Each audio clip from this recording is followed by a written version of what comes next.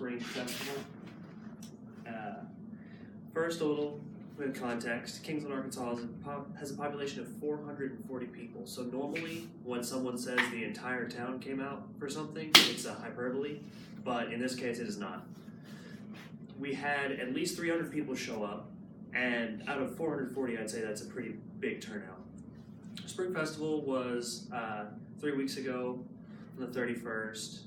I actually drove down there and made it back to class the next day, which is a 2-hour trip both ways. So, and through my service learning, not only did I learn many things, but some of the things that I realized about my community have made me realize just how important giving back to your community can be. How important it can be to not forget where you're from and go back to your root. Kingsland Elementary's mission statement, as it was posted on their website, but they're currently having website issues, so it's down right now, is KE to the 6th power, which is Kingsland Elementary, educates, equips, and empowers every child every day. And as a person who started almost getting held back in kindergarten because they thought I was slow, ending up in honors when I graduated high school, I know that every staff member there firmly believes in this mission statement. Every day, they did not give up on any one of us, no matter what problems we were having.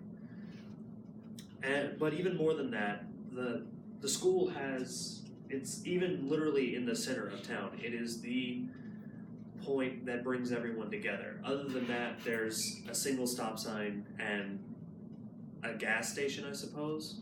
But this is really what holds Kingsland together, and that's their lovely little sign they have out front. And like Miss Ward, I like memes.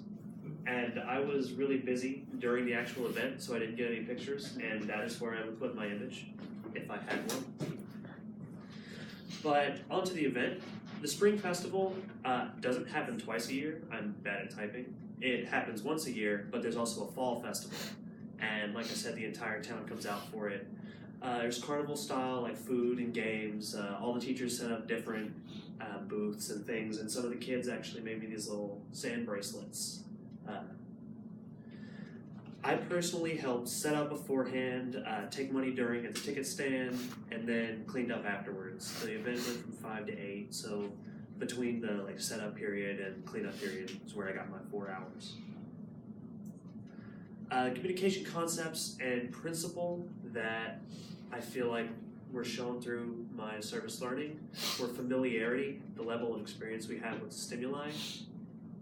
Because I know these kids, I know this community, I know everyone there, and they know me, and I would like to think that me having come back, me having been there to help out in any way that I can would make these kids more comfortable than seeing someone that they didn't necessarily know coming to help, because they were horribly understaffed. And then small group communication. Like I just mentioned, they were really understaffed, and it is defined as when a small number of people with similar goals and they interact for a reason. Me and about 4 other people ran this entire event. Like there were the teachers who were running the particular booths and things, but they couldn't exactly move because they had a line at any given time. But me and my girlfriend and a few other teenagers who had come around to help had to do all of the legwork, all of the keeping everything together, fixing anything that broke. And the communication principle is that communication is inevitable, which is loosely defined as one cannot not communicate.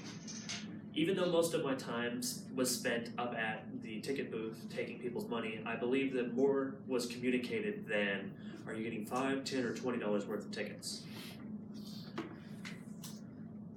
Now, areas of improvement, the concept is substituting, which is a function of nonverbal communication. Nonverbal behavior can function as a substitute for verbal communication. I am really bad when I cannot find a word saying or like, or just anything to fill the gap in my vocabulary.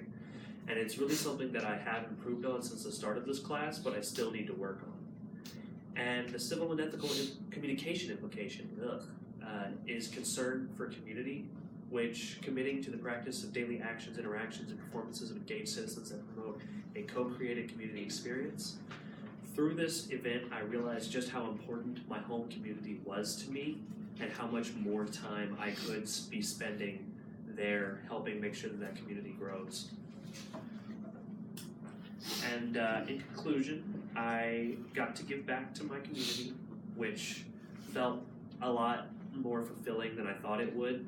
I initially went into this just thinking, okay, get my 4 hours, go home. But by the end of it, I felt like I had really experienced something. And I learned a lot about my strengths and weaknesses when it comes to communication.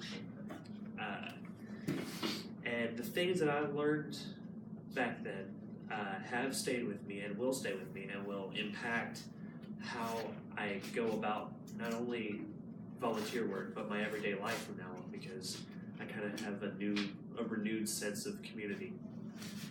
And at the end of the day, I got to have fun, which I also was not expecting. But,